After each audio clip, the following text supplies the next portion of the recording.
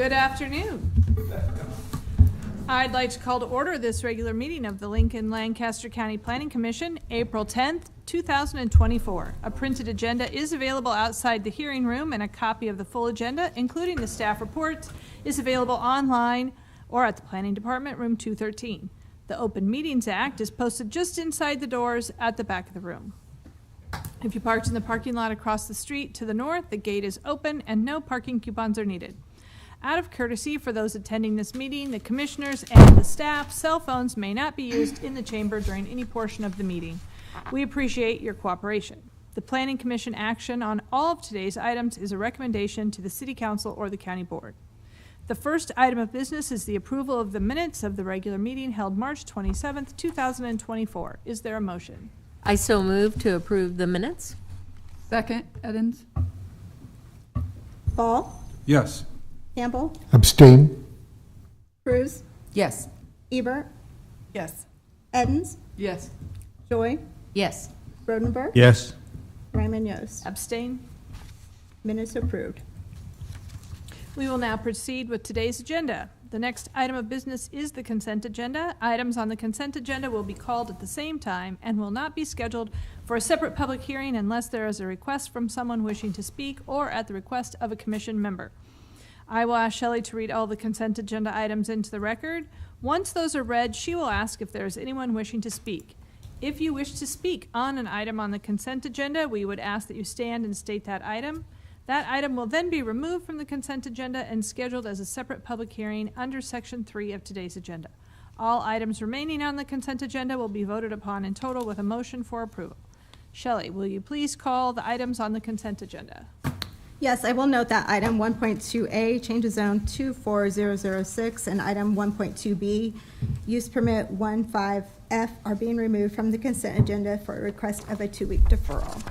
First item on the consent is item 1.1, text amendment 24002, to amend the Lincoln Municipal Code 27.72.060, uses permitted or prohibited within required yards, air conditioners, heat pumps, by changing the allowed distance from the building for air conditioners, heat pumps to 4 feet instead of 3 feet for the side yard. Are there any ex parte communications to be disclosed on this item? No.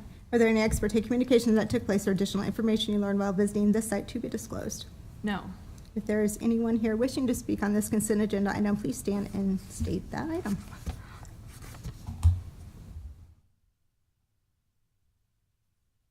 Any motion? I so move to approve the consent agenda. Joy? Second, Kim. Ball, Yes. Campbell, Yes. Cruz, Yes. Ebert, Yes. Edens, Yes. Joy, Yes. Rodenberg. Yes. Ryman Yost. Yes. Consent agenda approved, 8-0. I will now ask Shelley to call the request for deferral. We have received written communication from the applicant requesting a deferral until the next planning commission hearing of item 1.2A, change of zone 24006, which is from O3 to B2 within the existing Southwood Center use permit on property generally located at 5555 South 27. And for item 1.2B, use permit 15F, which is to amend the existing Southwood Center use permit by revising the layout of Lot 2 with the related changes zone to B12, also on property generally located at 5555 South 27th Street. Motion. I would, Go I ahead. would move approval for deferral till April 24th. Second, Edens. Thank you. Shelley? Ball, Yes. Campbell, Yes. Cruz, Yes. Ebert, Yes. Edens, Yes.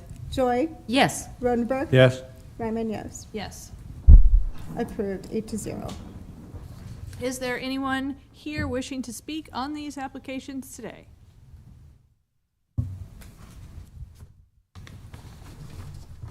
All right, we will now proceed to public hearing. Prior to staff making a brief presentation, each staff person should state their name, agency, and address. The applicant will then be requested to present his or her testimony, followed by those who wish to testify in support, followed by those who wish to testify in opposition. The staff will then be given an opportunity to respond to the testimony, and then the applicant shall have an opportunity for rebuttal.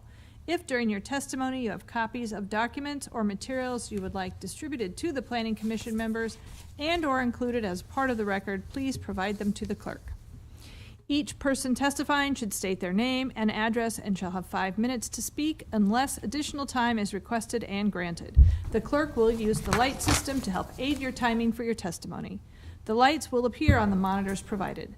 The clerk will indicate when you have 1 minute remaining to wrap up your testimony. The red light indicates that your 5 minutes have expired. Once the final minute has elapsed, the clerk will indicate your time is up. The Planning Commission will vote immediately at the close of the public hearing unless the Commission votes to defer action or to continue the public hearing. Shelley, please call the public hearing item. Item 4.1, change of zone 07060D, which is to amend the Wilderness Heights Planned Unit Development, PUD, to revise blocks 8 through 10 from single-family dwellings to row home lots with associated waivers to the side yard setback, minimum lot width and lot area requirements, and an increase of 47 dwelling units allowed in the R3 PUD area for a total of 320. This amendment also requests a modification to the B2 area for Block 2, lots 2 through 4, to allow an additional lot and increase the allowed commercial space by 17,000 square feet for a total of 231,000 square feet in the PUD, generally located at the southeast corner of South 40th Street and Yankee Hill Road. Are there any ex parte communications to be disclosed on this application? No. Are there any ex parte communications that took place or additional information you learned while visiting any of this site to be disclosed? There are not. Good afternoon, Ben Callahan with the Planning Department, 555 South 10th Street. And this is a full amendment requesting 2 different areas within the Wilderness Heights PUD. So I'm called out here on the north side of NC Drive. This is the commercial area that they're doing a full amendment to or requesting. And then this area is called out larger as it's one big outlot right now, but it'll show it's going to be for the eastern portion here. Primarily on the north area. So right now within, I guess I could point this out, that it's broken up into, there's R3, R5 multifamily on the west, and then your commercial and office 03 on the north.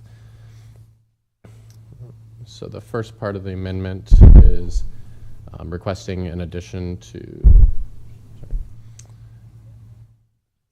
add commercial space. So originally lot 2, I believe, was broken up and they were allowing 8,000. They're wanting to split the lot to have 2, and then each would be 10,000.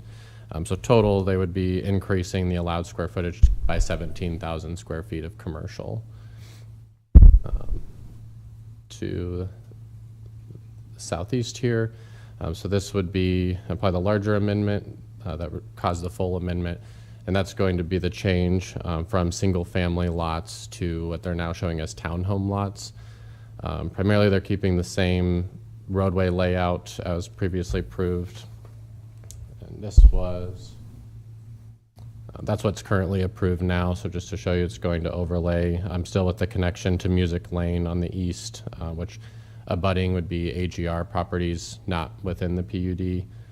So this would be creating, and I believe from 46 single-family homes to 83 townhome lots, and primarily within a PUD, when they're approved, there's often unassigned dwelling units, so it gives a cap as to how many would be allowed. So by right, they were still in compliance with that. There were 50 unassigned units, and they were adding an additional 47 on top of the single family. What's causing the full amendment would be the waivers that are requested that are more common for townhomes. So with this approval, they would have the listed waivers to reduce their lot area and lot width minimums, and then as well as their side yards, as the units would be connected in a townhome style. Overall, it's still compliant with the comprehensive plan in both areas. They're both still shown. This area is for future commercial, and then this area to the southeast is still an urban residential, which would be compatible with a townhome or up to a multifamily unit. be happy to answer any questions.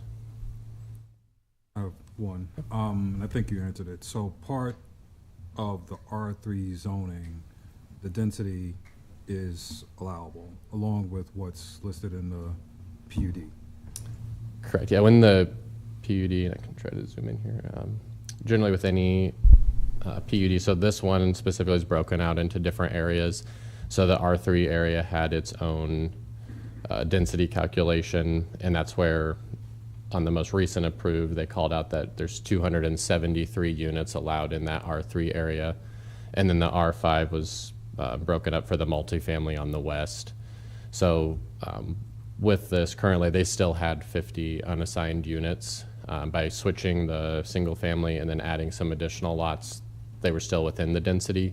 They are proposing, so they would use 47 of those. That was going to leave 3 unassigned units. And I will note, so they were adding as well to add additional 50 back to that, and which is also common with a PUD, and that provides flexibility in the future that if there's any additional changes, like splitting a single family to an attached single family lot, it allows them not to do a full amendment to add a few lots at a time. Okay, thank you.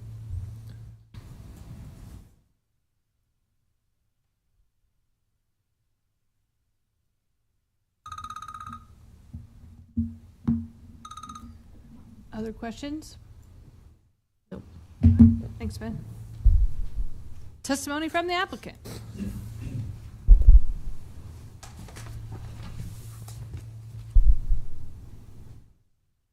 Good afternoon. Brad Marshall with Olson, 601 P Street, Suite 200. So I'm here before you today on behalf of Lincoln Federal Bancorp, which is the owner developer of the Wilderness Heights property. The real impetus of why we're here is we have done several projects with a particular builder in Lincoln on several different sites, Wilderness Hills, Rokeby Ridge, Stonebridge Creek, that have utilized these townhome type of units very successfully so far, even in today's economic conditions and interest rates and so forth. And so we're looking to expand that into the Wilderness Heights project. As was stated, the reason, because of the amendment in the R3 zoning, we are here to ask for the additional waivers in the R3 zone to allow the width, lot size, setback requirements that go along with having more than a couple of units that are attached to each other. So the typical units are 3-4plex type units. Price range is somewhere probably from the 250 to 350, depending on the size, the number of garage units, and so forth. We did also have to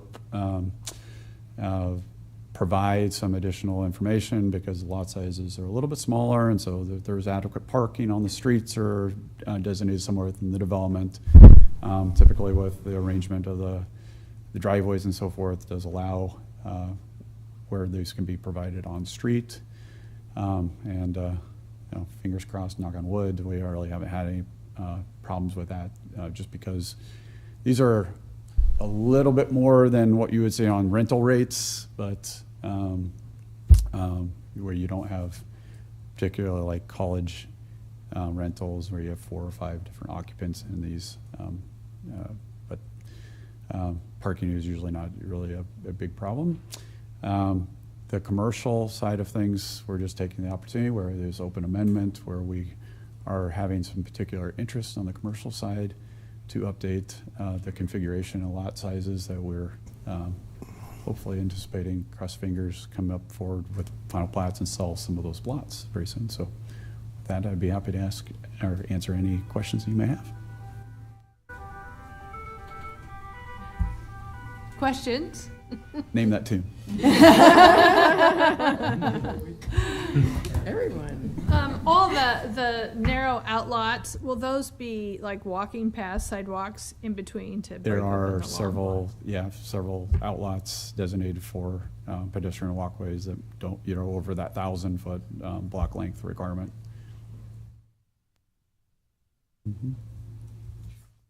Additional questions? All right, thank you very much. Thank you. Do we have any testimony today in support, opposition, or anyone in opposition? Seeing none, staff questions? I would move to close the public hearing. Oh, God, you need that first, sorry. That's okay. Do we have any staff questions? I'll second that motion. I don't think we have an applicant rebuttal, just to make sure we've, okay, we're good? Okay, we do. It has now been moved and seconded that we close the public hearing. Shelley? Ball, Yes. Campbell, Yes. Cruz, Yes. Ebert, Yes. Edens, Yes. Joy, Yes. Rodenberg, Yes. Ryman Yost. Yes. Public hearing is closed. And I would move to approve change of zone 07060D. Second, Joy. Discussion? Yeah, this adds, by going to the row houses or townhouses, this adds one more dimension of availability between rental and single-family ownership to this area. So having the diversity, I think, is a good idea. And I'm also in support because this is something we've supported as a land management concept as a planning commission, so I will be going on record with that. More density is better, according to the comp plan, so I will also be supporting this. Any other discussion? Shelley, call the vote. Ball, Yes. Campbell, Yes. Cruz, Yes. Ebert, Yes. Edens, Yes. Joy, Yes. Rodenberg, Yes. Ryman Yost. Yes. Approved, 8-0. All right, at this time, if there is anyone here who would like to speak on an item not on the agenda, they may do so. I would move that we adjourn. Second, Edens. Ball, Yes. Campbell, Yes. Cruz, Yes. Ebert, Yes. Edens, Yes. Joy, Yes. Rodenberg, Yes. Ryman Yost. Yes. We are adjourned.